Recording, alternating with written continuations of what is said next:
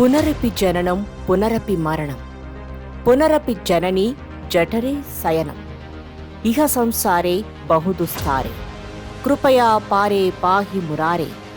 జీవితం ఒక ప్రయాణం మాత్రమేనా, లేక అది అనేక జన్మల పరంపరనా? పురాణాలు చెబుతున్నాయి శరీరం మారుతుంది, కాని ఆత్మ మాత్రం మారదు. కర్మలు మార్గం చూపిస్తాయి, పునర్జన్మ ఫలితాన్ని నిర్ణయిస్తాయి అని. కర్మ, జన్మ, ఇంతకీ ఏది ముందు, ఏది వెనుక? పునర్జన్మల మీద మన పురాణాలు ఏమంటున్నాయి? ఆధునిక పరిశోధకులు ఏమంటున్నారు? తెలుసుకోవాల్సిన అవసరం ఉంది కదా. భాగవత పురాణంలో భరతుడు 3 జన్మలు పొందిన కథ ప్రసిద్ధి. మరణం తరువాత ఆత్మ ప్రయాణం గురించి గరుడ పురాణం విస్తృతంగా వివరిస్తుంది. భక్తుల పునర్జన్మలు, శివానుగ్రహంతో మోక్షం పొందిన కథలు శివపురాణంలో ఉన్నాయి.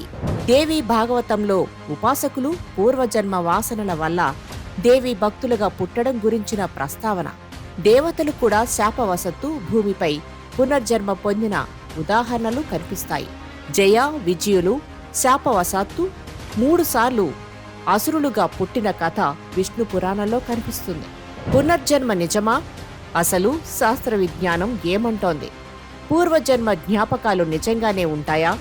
లాంటి ప్రశ్నలకు సమాధానం కోసం ఆస్ట్రో టైమ్ ఛానల్ మీకోసం ప్రత్యేక కథనాలను, ప్రముఖులు, పరిశోధకుల అభిప్రాయాలను మీ ముందుకు తీసుకొచ్చే ప్రయత్నం చేస్తోంది. మనిషి జన్మలుగా అయితే సుమారు 200 నుంచి 800 లోపల ఎన్నైనా ఉండొచ్చు.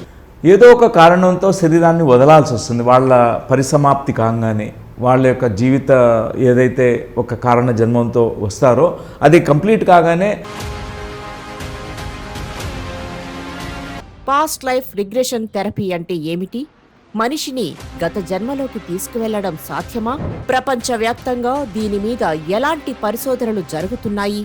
లాంటి ప్రశ్నలకు సమాధానాన్ని పునరపి జననం పునరపి మరణం అనే కాన్సెప్టుతో త్వరలో మీ ముందుకు తీసుకొచ్చే ప్రయత్నం చేస్తున్నాం.